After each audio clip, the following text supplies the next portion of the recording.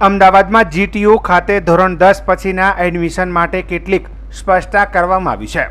ધોરણ 10 પછી regular diploma engineering અભ્યાસક્રમોમાં પ્રવેશ માટે પ્રવેશ સમિતિ દ્વારા જાહેર કરાયેલા લિસ્ટ મુજબ આ વર્ષે હાલના તબક્કે કેટલીક ખાનગી ડિપ્લોમા એન્જિનિયરિંગ કોલેજોને એડમિશનમાંથી બાકાત રાખવા અરજી કરી હતી.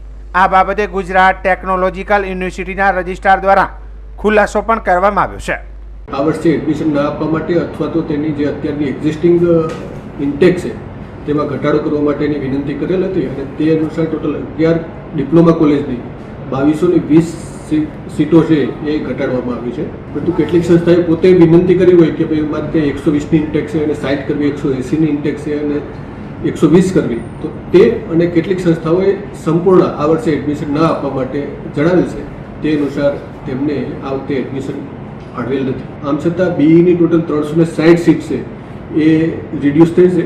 એ પણ સંસ્થા દ્વારા વિનંતી કરવામાં આવેલ છે કે ભાઈ તેની 60ની ઇન્ટેક હોય તો 30 પાડવું અથવા તો 120ની ઇન્ટેક હોય તો 60 પાડવું, એમ કરીને 360 સીટો ઘટી છે.